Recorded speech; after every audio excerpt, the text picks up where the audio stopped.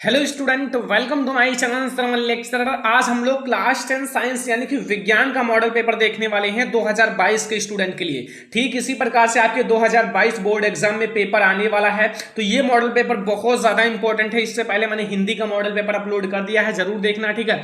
और ऐसे ही आपका बोर्ड एग्जाम में पेपर आने वाला है, बोर्ड एग्जाम ने जारी किया, तो इस वीडियो को लास्ट तक देखना। आपको मैं सब कुछ समझाने वाला हूं और आपको विद सॉल्यूशन के साथ। वीडियो को लाइक कर देना, चैनल पर नया हो सब्सक्राइब कर लेना, ठीक है। और अपने फ्रेंड्स के साथ इस वीडियो को शेयर जरूर करना।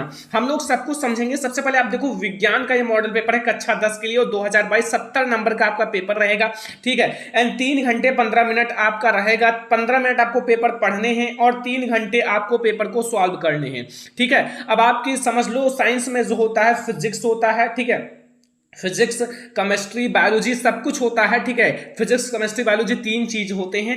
तो यहां हम लोग सबसे पहले आपके बोर्ड एग्जाम में आएगा भौतिक विज्ञान यानी कि फिजिक्स। आपका खंड सा रहेगा भौतिक विज्ञान। अब भौतिक विज्ञान में आप लोग देखिए क्या क्या पूछा जाएगा। देखो, आपका 1 मार्क का ये आपका आएगा एक ऑब्जेक्टिव क्वेश्चन। देखो, पहला ऑब्जेक्टिव क्वेश्चन आप देख लो कि आपका जो समतल दर्पण है, समतल दर्पण की फोकस दूरी होती है, यानी कि एक समतल दर्पण है उसकी फोकस दूरी कितनी होती है। अगर आपको नहीं पता तो कोई दिक्कत नहीं, मैं आपको बताऊंगा। देखो, आपके पास 4 ऑप्शंस बोर्ड एग्जाम में रहेंगे। 0 25 सेंटीमीटर एंड आपका है अनंत एंड -25 सेंटीमीटर, -25 सेंटीमीटर। तो अगर आप लोग नहीं जानते तो मैं आपको बताकर चलता हूं, इसका जो सही आंसर होगा वो है इनफाइनाइट यानी कि अनंत होगा। अगर कोई भी समतल दर्पण की फोकस दूरी पूछे तो वो अनंत होता है। दूसरा क्वेश्चन आप लोग समझो, प्रकाश का प्रकीर्णन सबसे कम होता है। देखो, आपके जो मैंने पढ़ाया था, प्रकाश का प्रकीर्णन सबसे अधिक और सबसे कम। आपके पास 4 ऑप्शन हैं। ये फर्स्ट है लाल रंग के लिए, हरे रंग के लिए, पीले रंग के लिए, नीले रंग के लिए। तो 4 ऑप्शन में से आपका कौन सा सही है, अगर आपको नहीं पता तो मैं आपको बता देता हूं इसका सही आंसर क्या है। इसका सही आंसर होगा लाल रंग के लिए। किसके लिए है? लाल रंग के लिए। तो यहां आप लोग याद रखना, प्रकाश का प्रकीर्णन सबसे अधिक, सबसे कम लाल रंग के लिए होता है। अगर तरंगदैर्घ्य पूछा जाए तो लाल रंग के लिए सबसे अधिक होता है। तरंगदैर्घ्य लाल रंग का ज्यादा होता है लेकिन प्रकीर्णन कम होता है, ठीक है। अगला क्वेश्चन आइए हम लोग देखते हैं। यहां देखो, तीसरा नंबर क्वेश्चन, सब 1 मार्क का क्वेश्चन आएगा, याद रखना 1 मार्क का। देखो, गा नंबर है, 1 प्रोटॉन पर विद्युत आवेश की मात्रा होती है। 1 प्रोटॉन पर विद्युत आवेश की कितनी मात्राएं होती हैं? देखो, मात्रा यानी कि कितना होता है, ठीक है। फर्स्ट है 1.0 इंटू 10⁻⁻19 कूलाम एंड सेकंड है 6, ये देखो -19, ये सारे ऊपर हैं। तो यहां आपका जो सही आंसर होगा वो होगा 1.6 इंटू 10⁻⁻19 कूलाम, ठीक है, -19 कूलाम, ओके। तो यहां आप लोग देखिए, घा वाला कौन सा चुंबकीय क्षेत्र का मात्रक नहीं है, तो इसका सही आंसर होगा न्यूटन प्रति एम्पियर स्क्वायर, ठीक है। ये आपका सही होगा। अगला क्वेश्चन देखो, अब आपसे 2-2 नंबर वाले आएंगे। जो आपके प्रश्न है 2-2 नंबर वाले यानी कि अतिलघुत्तरीय प्रश्न। तो आइए हम लोग देखते हैं कितने प्रश्न पूछे जाएंगे। देखो, पहला है, एक गोलीय दर्पण की वक्रता त्रिज्या जो है 20 सेंटीमीटर है, तो इसकी फोकस दूरी होगी 2 नंबर का आपसे पूछा जाएगा फिजिक्स में, ओके। दूसरा प्रश्न, नेत्र की समंजन क्षमता से क्या अभिप्राय है, यानी कि नेत्र की समंजन क्षमता से आप क्या समझते हो। देखो, ये सारे क्वेश्चंस मैंने पढ़ाया भी है और आपको कंप्लीट भी कर लेना है। ये मॉडल पेपर में बार बार पूछा जा रहा है क्वेश्चन। ग नंबर है, विद्युत धारा के मात्रक की परिभाषा लिखिए, यानी कि विद्युत धारा की मात्रक की परिभाषा आपको अच्छे से लिखना है। यह भी आपके बोर्ड एग्जाम में 2 मार्क का आएगा। यहां तीसरा नंबर देखिए, उत्तल दर्पण में प्रतिबिंब किस प्रकार का बनता है, किरण आरेख खींचकर समझाइए। यह आपके बोर्ड एग्जाम में 4 अंक का आएगा। अथवा आप इसे ना करना चाहो तो यहां आप लोगों को मिल जाएगा एक और प्रश्न। देखो, यहां दूरदृष्टि दोष से क्या तात्पर्य है, इसका निवारण किस प्रकार से किया जाता है। एक होता है निकट दृष्टि दोष, एक होता है दूरदृष्टि दोष। दोनों इंपॉर्टेंट है, याद कर लेना। यहां दूरदृष्टि दोष पूछा गया है, हो सकता है कि निकट दृष्टि दोष भी पूछा जाए। तो इन दोनों में से जो आपको आता है अच्छे से, मतलब जो बिल्कुल अच्छे से आता है वही करना बोर्ड एग्जाम में। बहुत स्टूडेंट इसे नहीं जानते हैं फिर भी इसी को करते हैं। नहीं, आपको इन दोनों में से जो बिल्कुल सही आता है उसे करना, क्योंकि अगर आप उसे करोगे तो आपका कॉन्फिडेंस बहुत ज्यादा बना रहेगा। फिर आपसे देखो 7 नंबर का क्वेश्चन भी पूछा जाता है। यहां देखो, एक 7 नंबर का क्वेश्चन है। यहां देखो, एक नहीं, अभी 4 नंबर का ही चल रहा है। 4 नंबर का देखो, यहां 1 घंटे में 50 वाट विभवांतर से, या फिर यहां देखो, या वोल्ट विभवांतर से कूलाम आवेश को स्थानांतरित करने में उत्पन्न ऊष्मा परिकलन कीजिए। यहां आपको 4 नंबर का न्यूमेरिकल आया है। देखो, न्यूमेरिकल भी 4 नंबर के आते हैं, इसलिए मैंने कहा न्यूमेरिकल भी पढ़ते रहिए, ठीक है। यहां देखो, अगला, विद्युत मोटर तथा वैद्युत जनित्र में क्या अंतर है, मैंने ऑलरेडी पढ़ा दिया है। अगर आपने नहीं देखा तो जरूर देखना, ओके। जो आपका वैद्युत मोटर तथा वैद्युत जनित्र में क्या अंतर है, ये चीजें पढ़ाई गई हैं ऑलरेडी। ओके, तो 4 नंबर में अथवा आपका लगा हुआ है, चाहे आप ये करो या फिर इससे करो, दूसरा नंबर वाला। अगला देखो, यहाँ चौथा नंबर आपसे 7 नंबर का क्वेश्चन पूछा जा रहा है कि मानव नेत्र का चित्र बनाकर विभिन्न भागों का वर्णन करो। मानव नेत्र का सचित्र वर्णन करना है, मैंने ऑलरेडी पढ़ा दिया है फिजिक्स में, बहुत अच्छे से पढ़ाया है। अगर आपने नहीं देखा है तो देख लेना, चित्र उत्तर सब कुछ मैंने बनवाकर अच्छे से समझाया है। फिर अगर आप इसे नहीं करना चाहते हो तो अगला क्वेश्चन देख सकते हो। यह ओम का नियम आपको लिखना है। ओम का नियम तथा इनके सत्यापन में आवश्यक प्रयोग को वर्णन के लिए परिपथ आरेख खींचकर, परिपथ आरेख खींचकर आपको अच्छे से बताना है। तो यहाँ आपका ये भी काफी ज्यादा इंपॉर्टेंट क्वेश्चन है, तो जरूर तैयार कर लेना, बहुत ज्यादा महत्वपूर्ण है। ठीक है, ओम का नियम आपको बताना है, सत्यापन सहित आपको सत्यापन भी करना आना चाहिए ओम का नियम का, और परिपथ खींचकर। बहुत ईजी है, अगर आपको नहीं पता तो हमारे वीडियो को देखिए, ओम का नियम का मैंने ऑलरेडी पढ़ाया है। ठीक है, तो यहाँ से अगर बात की जाए तो कितने मार्क, 25 मार्क के आपके फिजिक्स आएंगे भाई, जैसा आपकी बोर्ड एग्जाम ने बताया है ऐसे 25 मार्क का आपका फिजिक्स आएगा। ओके, समझ में आया। अब आपकी केमिस्ट्री की बारी आ गई, यानी कि रसायन विज्ञान, यानी कि नंबर, यानी कि रसायन विज्ञान। रसायन विज्ञान में देखो बहुत ऑब्जेक्टिव क्वेश्चन कितने हैं, सब कुछ आप समझो। 1 नंबर का आएगा पहला, लौह चूर्ण पर तनु हाइड्रोक्लोरिक अम्ल डालने से क्या होता है, उत्तर, सही उत्तर का निशान लगाइए। तो यहाँ आपके पास 4 ऑप्शन हैं, अगर आपको नहीं पता है तो मैं आपको जरूर बताऊंगा। ठीक है, तो यहाँ आपके पास 4 ऑप्शन हैं।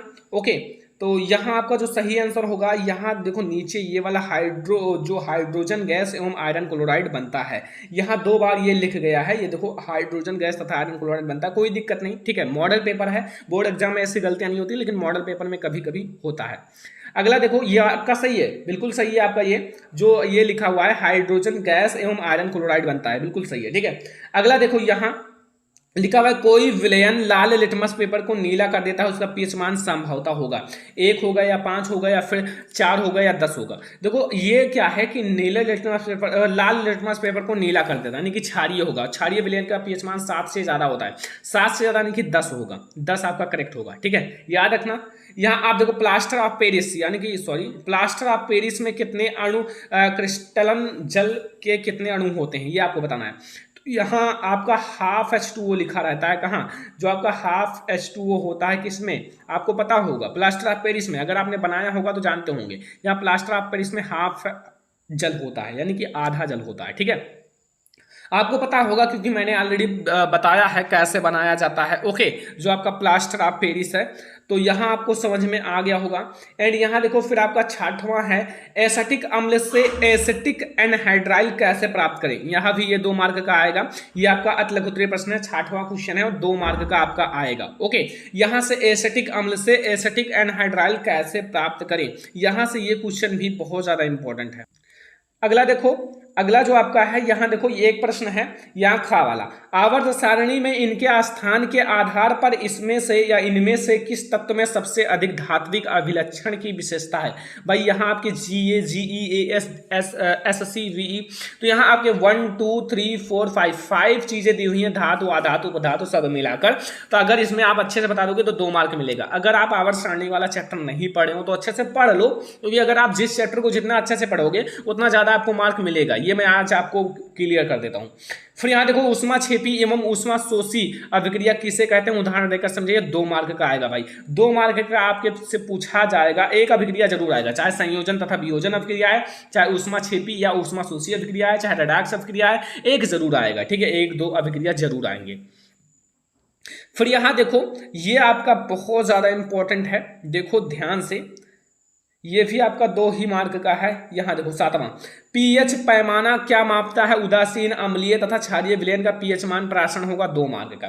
निस्तापन की क्रिया को उदाहरण से समझाइए, 2 मार्क का, यानी कि 2-2 मार्क के आपके ज्यादा आते हैं इसमें। ठीक है, 2-2 मार्क के क्वेश्चन देख लो, बहुत सारे आए हुए हैं। यहाँ मैं आपको दिखा दूं थोड़ा सा, ये देख लो, 2 मार्क, 2 2 4 2 6 2 8 2 10 मार्क आते हैं। फिर 7 ये आएगा, तीनों 20 नंबर आपसे पूछा जाएगा केमिस्ट्री का। ओके, फिर 7 मार्क का ये देखो लिखा हुआ है, अम्ल, क्षार तथा लवण की परिभाषा तथा उदाहरण सहित समझाइए, 7 मार्क का आएगा। अम्ल, क्षार तथा लवण की परिभाषा आपको बताना है, उदाहरण सहित बताना है। तो ये भी आपके बोर्ड एग्जाम में 7 मार्क का पूछा जाता है, तो जरूर तैयार कर लेना, बहुत ज्यादा इंपॉर्टेंट है। अम्ल देखो, अम्ल, क्षार एवं लवण की परिभाषा तैयार कर लो, उदाहरण तैयार कर लो, पीएच मान कितना होता है, ये सारी चीजें तैयार कर लो। बस आपका आपका हो जाएगा, थोड़ी विशेषता तैयार कर लो। फिर यहाँ देखो, या फिर आप करो व्यंजक चूर्ण बनाने की विधि, रासायनिक गुण, भौतिक गुण तथा उपयोग बनाना है। इन दोनों में से किसी एक को करना है, 7 मार्क आपको मिल जाएगा। बहुत ज्यादा आसान है, अगर आपको नहीं पता तो मैंने ऑलरेडी पढ़ाया है इन दोनों टॉपिक को, ये भी पढ़ाया है 7 नंबर, ये भी अगर आपको नहीं पता तो पढ़ लो। मैंने बताया साइंस में मैंने पूरा चैप्टर पढ़ा दिया है, पूरा चैप्टर, अगर आपने नहीं पढ़ा तो पढ़ लो। ये आपका है केमिस्ट्री में, केमिस्ट्री में आपको 20 मार्क पूछा जाएगा, फिजिक्स में 25 मार्क, ठीक है। अब आपका बायोलॉजी आता है, बायोलॉजी में क्या क्या पूछा जाएगा, देखो ये है आपका खंडसा, खंडसा में आपका जीव विज्ञान यानी कि बायोलॉजी, ये भी 1-1 मार्क का पहले आपसे ऑब्जेक्टिव पूछेगा। 9वां नंबर क्वेश्चन है, देखो क्या कह रहा है यहाँ, मनुष्य में दूध दांतों की संख्या कितनी होती है, फर्स्ट 20 या फिर 28 या फिर 24 या 32। अगर आपको नहीं पता है तो मैं आपको जरूर बताऊंगा, इसका सही आंसर होगा 20, यानी कि मनुष्य में जो है दूध दांतों की संख्या कितनी पाई जाती है, 20। अगर आप सही मार दोगे तो 1 नंबर आपको तुरंत मिल जाएगा। अगला क्वेश्चन आपसे क्या पूछ रहा है यहां,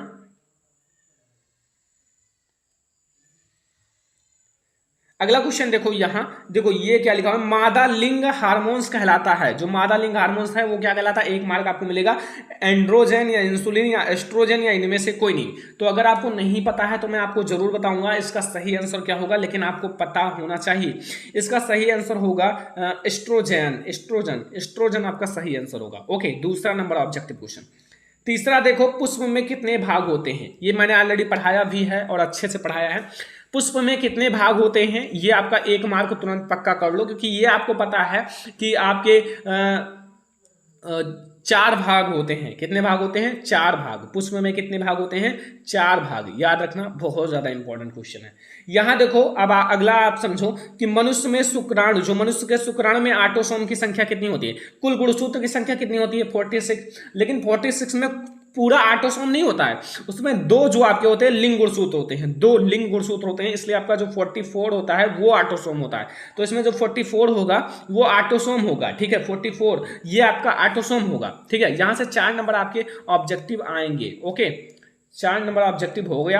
अब यहां देखो 10वां नंबर क्वेश्चन का, आहार नली के विभिन्न भागों के नाम लिखिए। आहार नली के विभिन्न भागों का अगर आप नाम लिख दोगे तो ही भी आपको 2 नंबर मिल जाएगा। केवल आहार नली के विभिन्न भागों का नाम लिख दो तो आपको 2 मार्क मिल जाएगा।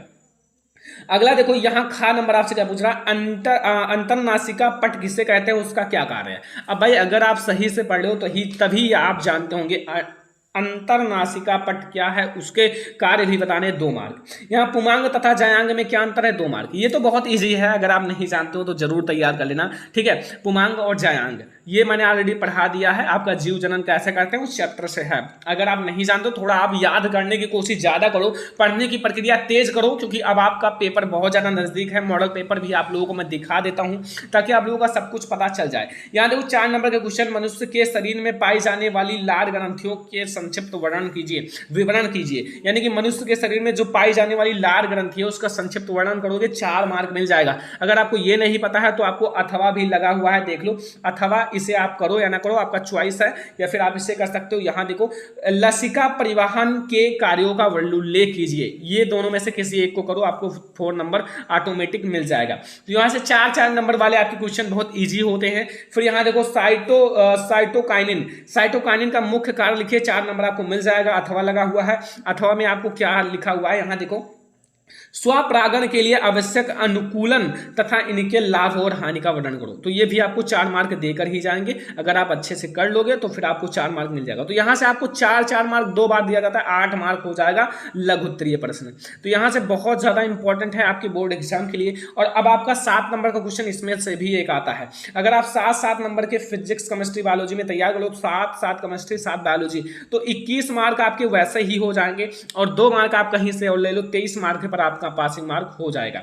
यहां 7 मार्क में क्या है, लिंग गुणसूत्र से आप क्या समझते हो, नर तथा मादा के लिए लिंग निर्धारण का लिंग गुणसूत्र का विन्यास लिखिए। बहुत इजी है, आप लोग देख लेना, सब कुछ पढ़ाया गया है।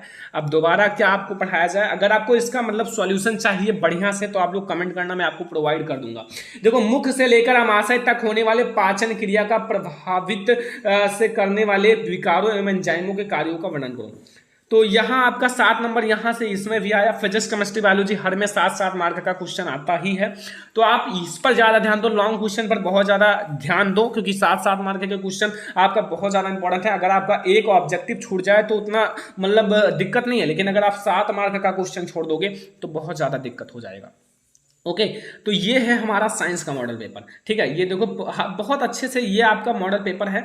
और एक बात याद रखना, ये साइंस का मॉडल पेपर है और इससे पहले हिंदी का मॉडल पेपर बना दिया गया है, नहीं देखे हूँ तो लिंक इस वीडियो के डिस्क्रिप्शन में मिल जाएगा, देख लेना।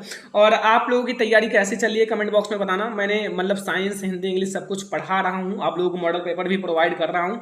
तो यहाँ से अगर आपको ये वीडियो पसंद आया हो तो इस मेहनत को लाइक करो यार, ज़्यादा से ज़्यादा लाइक करो और शेयर करो अपने फ्रेंड्स के साथ, सभी के पास शेयर कर दो ताकि उन्हें भी सब कुछ पता चल सके। और चैनल पर नया हो सब्सक्राइब कर लो, ठीक है। और हर एक चीज आप अच्छे से तैयार करो, हर एक सब्जेक्ट अच्छे से तैयार करो, क्योंकि अब की बार टॉपर आपको बनना है, 90% का सपना है। तो आप लोग जल्दी से अच्छे से तैयारी करो, फिर आप लोग भी अच्छे मार्क अचीव कर लोगे। तो ये वीडियो पसंद आया हो ज्यादा से ज्यादा लाइक करना, शेयर करना अपने फ्रेंड्स के साथ, चैनल पर नया हो सब्सक्राइब कर लेना, ठीक है। चलो फिर मिलते हैं किसी और नेक्स्ट वीडियो में, तब तक के लिए धन्यवाद।